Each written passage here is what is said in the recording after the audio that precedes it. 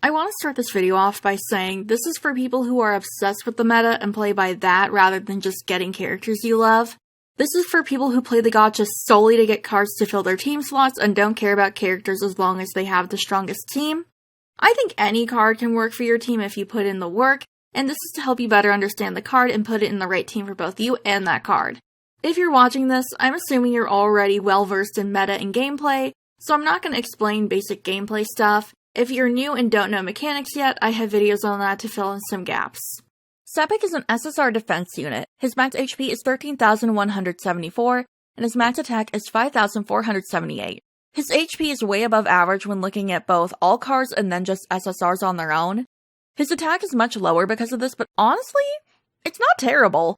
It's below the SSR average, but it's still above the all cards average.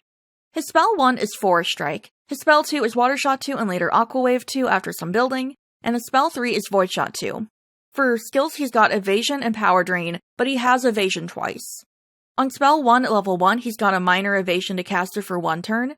It maxes out at that. At level 5, he gains a minor Power Drain on foe for 1 turn, and again, that's it. He has nothing on level 10. On spell 3, he starts with a minor Evasion to caster for 1 turn. At level 5, it's modest, and once again, it doesn't grow at level 10. His duo magic partner is Trey with a modest HP boost. You can unlock this by getting his spell 2 to level 5. His other buddies are Malleus with a minor HP boost, and Apple who gives him a minor power boost. Alright, so let's talk about building starting with the basics. In order to groovy Sebek, you'll need to get him to power level 40 and vignette level 3.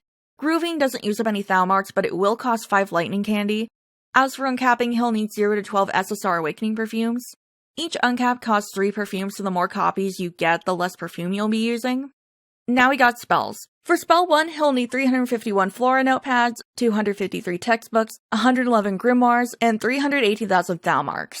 Spell 2 needs 351 water notepads, 253 textbooks, 111 grimoires, and it'll cost 318,000 Thou marks.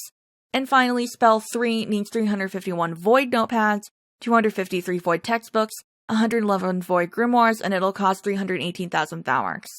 In total, that's going to cost 954,000 Thou marks. Honestly, I don't really think you need to build his spells to level 10 because he doesn't have anything on them. Scratch that, you probably should get spell 2 to level 10, but spell 1 and spell 3 don't really need it. If you only want to get max skills on those 2 spells, you'll need the following: 51 Flora and Void notepads, 33 Flora and Void textbooks, and 4 Flora and Void grimoires. Each spell will cost 18,000 Thou marks to get to level 5. Alright, alternatives time. My suggestions are Birthday Jacket Kate, Birthday Jacket Jamil, Apprentice Chef Kate, and Masquerade Rook.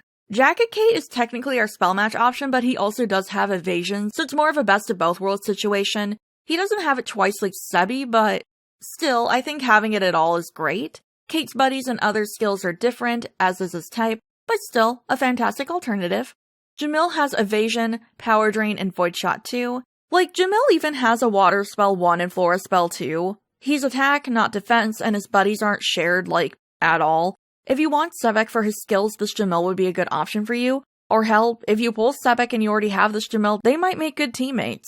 Apprentice Chef Kate is the budget option. He has Forest Strike, Water Shot 2, Evasion, and Power Drain. Which, yeah, it sucks his buddies aren't shared and he's attack. But Kate is an almost exact budget version of Sebek. And finally, we have Rook. He's defense, he has a Flora Spell 1, Water Shot 2, and Power Drain.